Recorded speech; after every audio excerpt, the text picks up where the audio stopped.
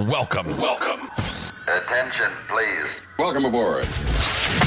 Welcome to the No Comfort Zone podcast. It's time to get out of your comfort zone and live on purpose. Broadcasting to the world from Rockford, Illinois. This is your wake-up call. Warning. You are the solutions to all your problems. Stop thinking average. Become the hero version of yourself. Every day, every time, without fail, no exceptions. It all matters. You've entered the No Comfort Zone. It's time for a reality check. The whole goal of this podcast is to help you get out of adversity, fight the challenges that are in front of you, and get towards your goals. Period. That's it. End of story. But let me begin with my story. This is known as the origin of the No Comfort Zone.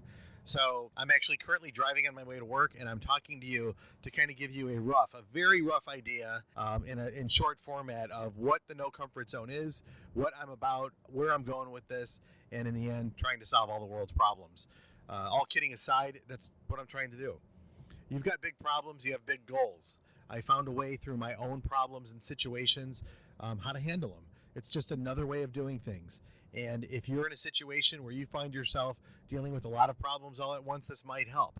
If you're going for big goals that just seems to be eluding you time and time again, go to the No Comfort Zone.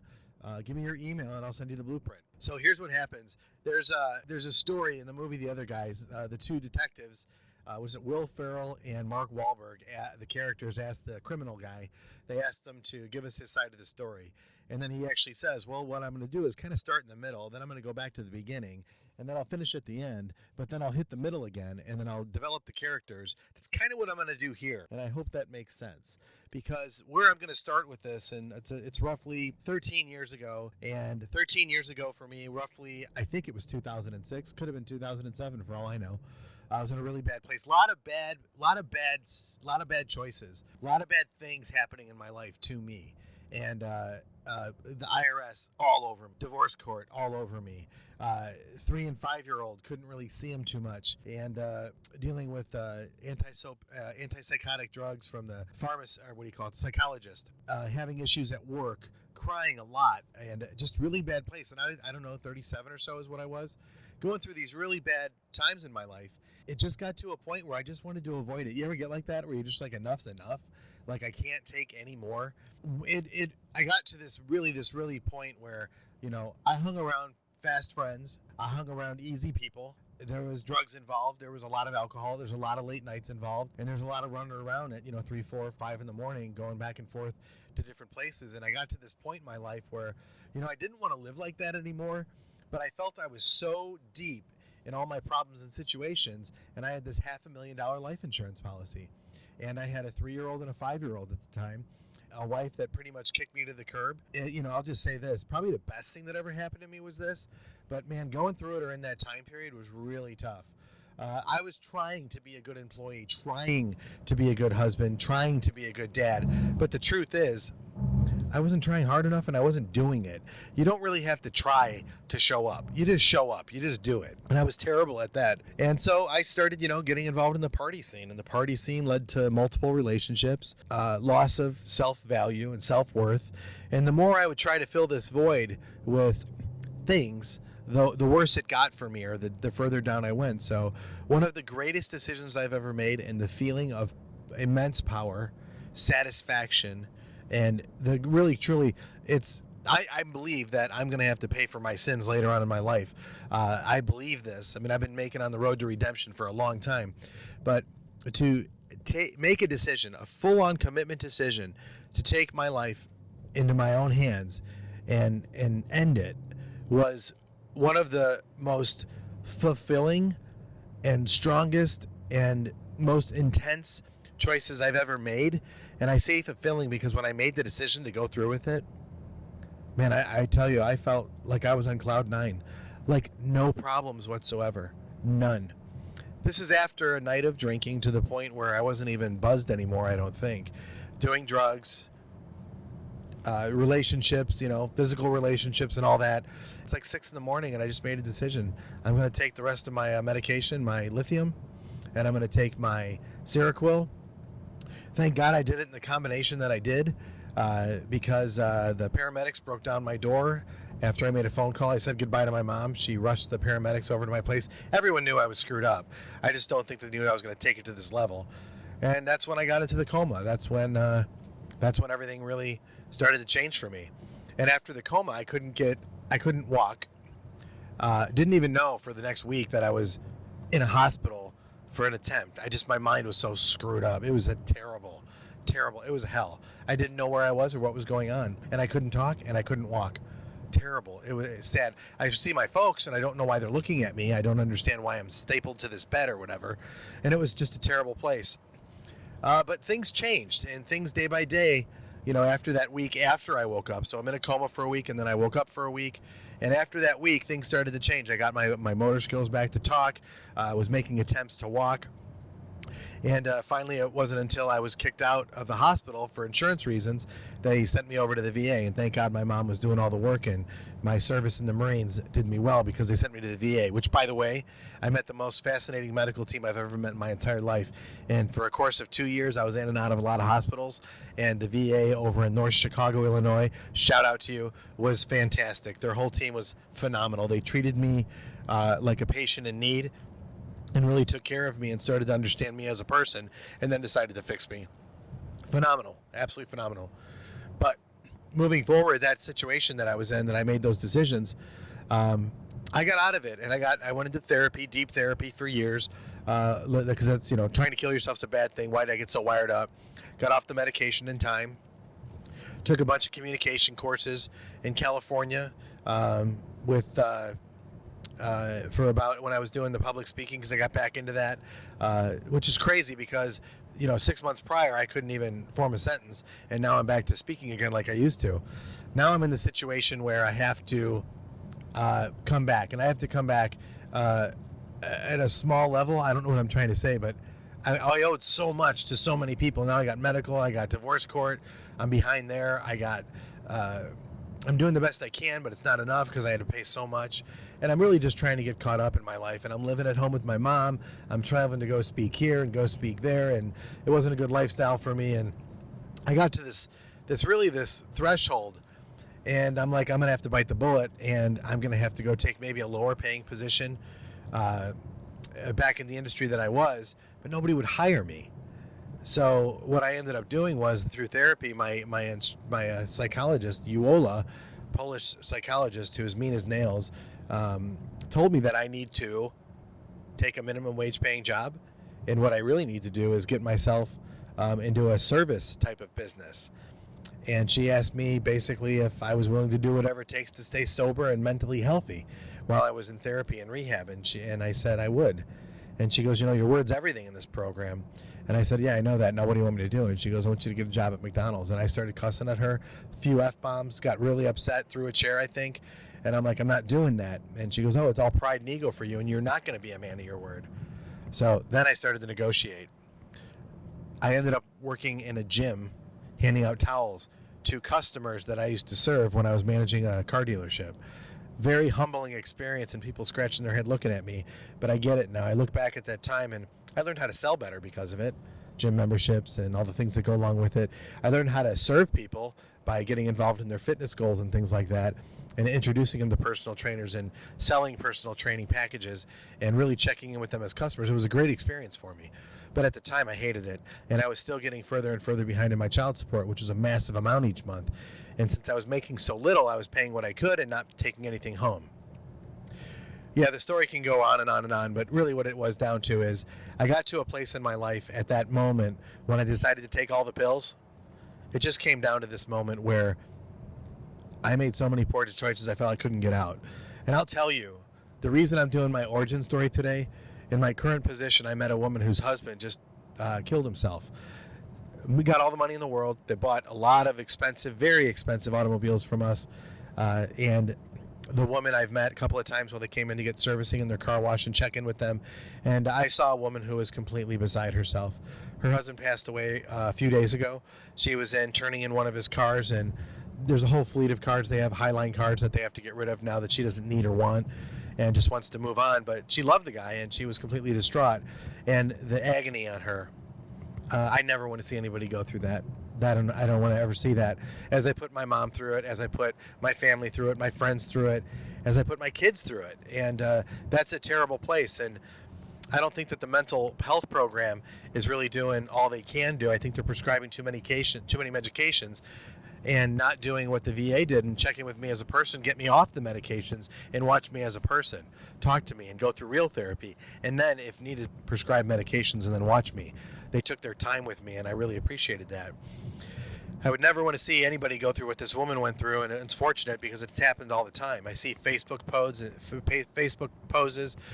and reads and stuff. It does happen out there, and it's terrible. It doesn't need to. It truly doesn't need to.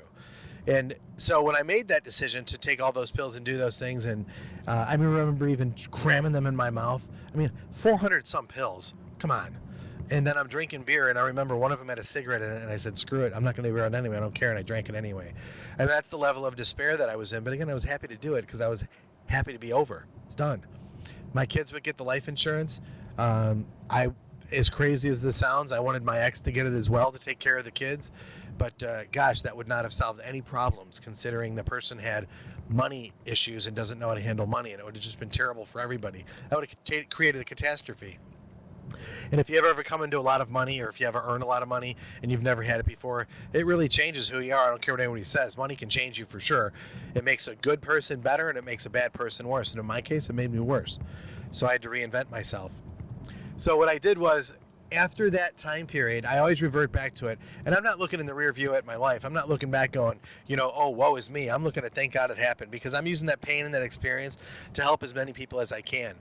But the funny thing is I'm trying to help people, and as I'm trying to get back on my feet and all the same, I ended up taking another job after my year's service at the gym, handing out towels and memberships.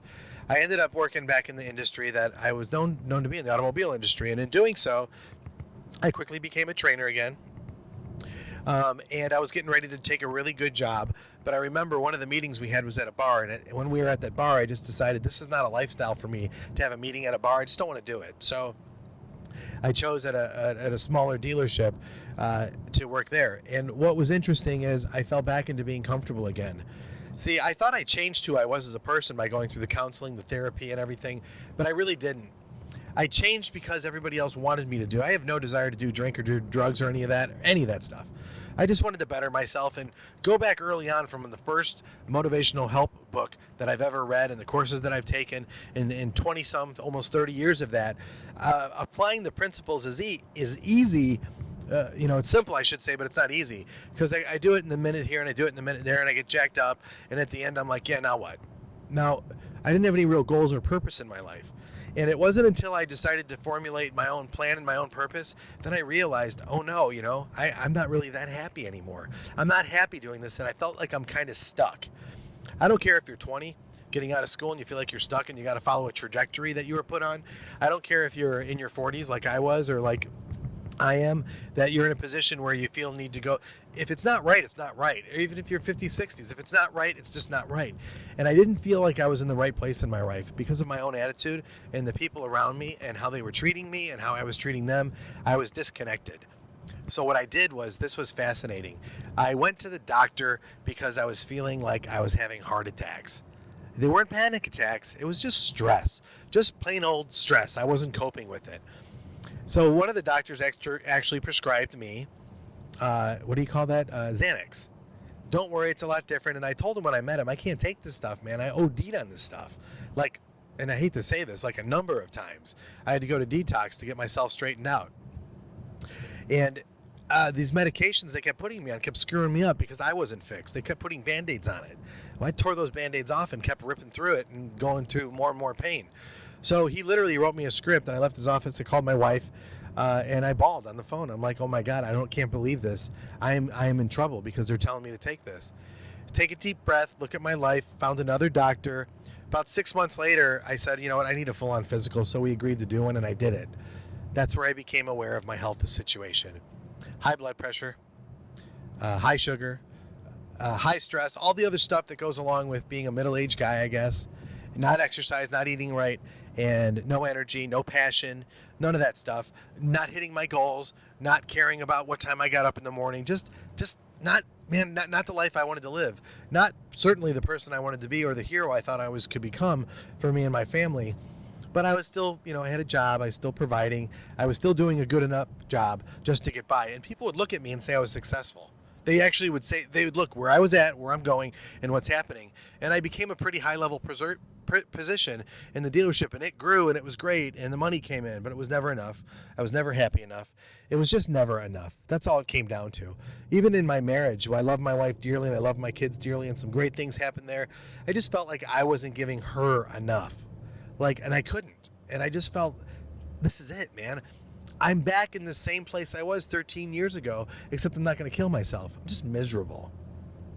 And people would accommodate me and ask me what's wrong and be really nice to me. My wife was super to me. And it just was a bad time in my life, even though things were going really well.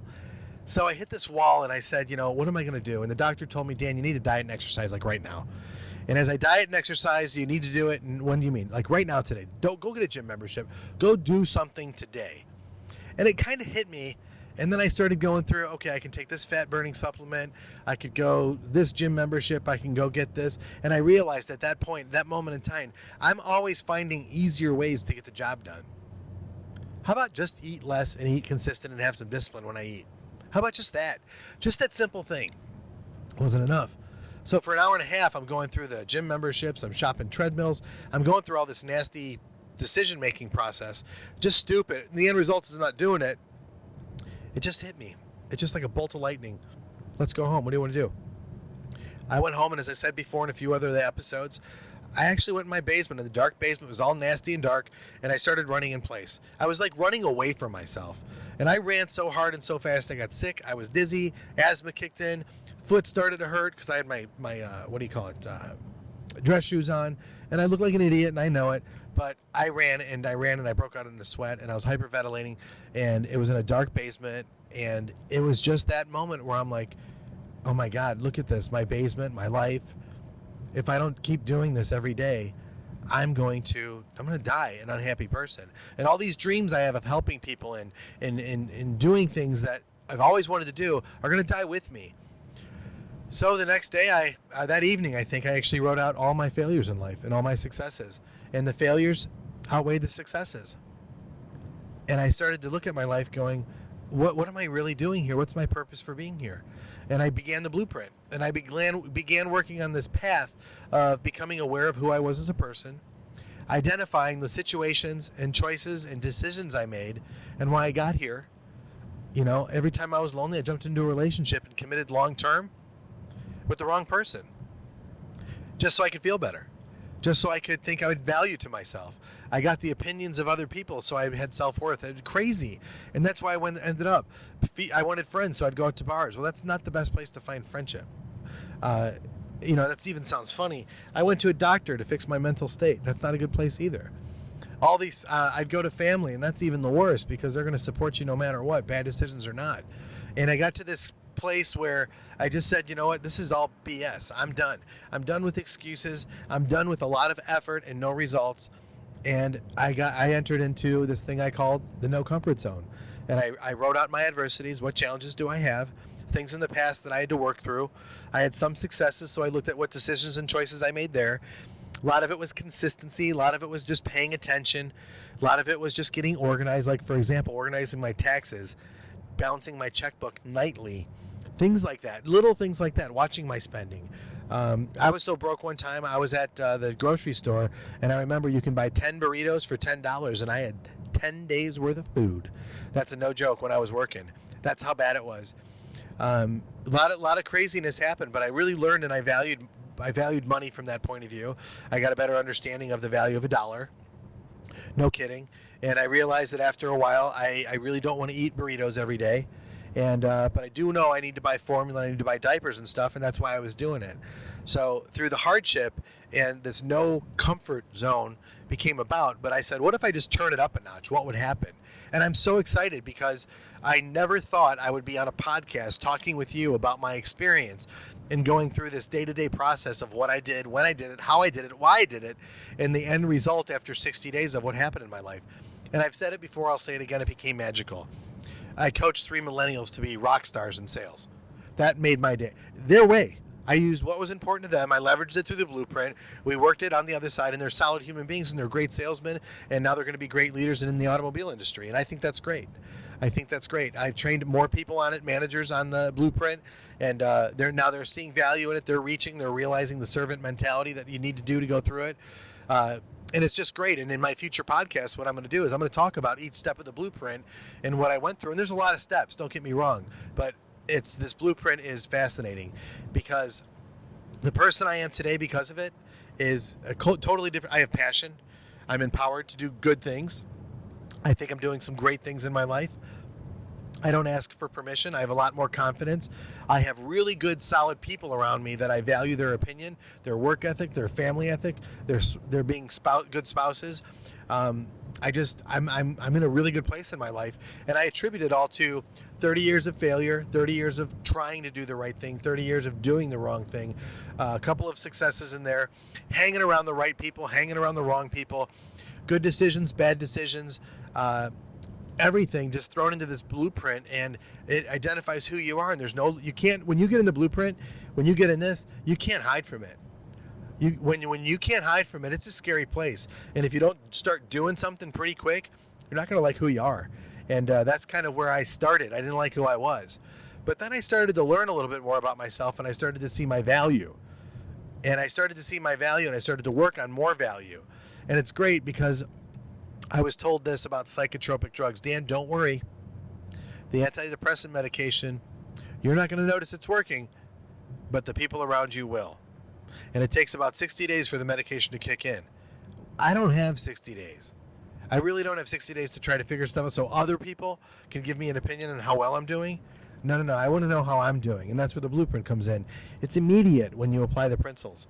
First day, you're already through the first part of it, and then you keep going back through it over and over again. You constantly check in with yourself because you are someone special, and I know I am too. You are designed to do great things. I believe in you. I believe in me. I know I'm designed to do great things, and I had to find out what that was. And it wasn't until I got to the end where I took all those pills and was happy with my decision that I knew it really was the beginning. It really is the beginning.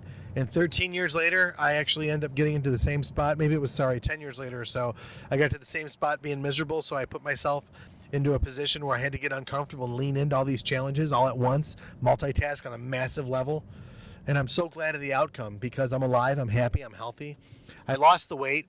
I got some money. I handled my court cases. I had certain people support me with the IRS and handle that situation. And all these massive big boulders or challenges and problems in my life were gone.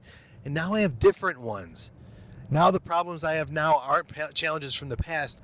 They're my ambitions for the future on what I'm willing to do and what I'm wanting to do and how I'm going to get there. And this is really my journey into and through the no comfort zone into accomplishment. So that's kind of my origin story. There's a lot more to it, and there's a lot more involved in it on the ups and downs from salesmanship to management to leadership roles to speaking to everything in between. My travels from the East Coast in Virginia, in Woodbridge, Virginia, where I used to live, or in Seoul, all the way to Kaneohe, Hawaii, where I was a salesman there, to Midwest in Schaumburg, back to Georgia to learn how to become a speaker, to Las Vegas, to Canada, just a whole long story and journey on how I went through this, all while trying to maintain a family, earn an income, and really try to get comfortable when I realized that's the worst thing that could have ever happened to me is trying to get comfortable. So thanks a lot for listening. I really appreciate it. And if you need help, go to thenocomfortzone.com. My blueprint's right there. Give me your email. I'll download it. You can download it right away. I'll send you a quick video that I'm working on. And I'm working on a book right now I'm super excited about. The book is going to be My Journey into the No Comfort Zone. It's going to be a reference manual for you to look at. There's even a planner I'm coming out with of what your day-to-day should do, what you should do day-to-day to get your head mentally right so you can face the challenges of the day and how you can actually live at a level 10 and get the things that you're looking for out of your life every day, every time, without fail, no exceptions. And what you can also do, in addition to that, is you can go on for further stuff through a webinar that I have and even some one-on-one coaching to help you get through adversity, towards achieving your goals. And if they're massive, I would love to be a part of that. I'd love to help you get them. Okay, so at the No Comfort Zone 1, Twitter and Instagram, or the NoComfortZone.com. Thanks for listening, and I hope you have a great day, and I hope you get through your adversity, and I hope you get towards accomplishment. Thanks, and have a great day. Say goodbye. Want more of the No Comfort Zone? You can follow Dan on Instagram and Twitter at No Comfort Zone 1. Bye. Or on the web at thenocomfortzone.com. Bye-bye. Bye-bye. Thanks for listening to the No Comfort Zone podcast. Bye-bye. Bye-bye.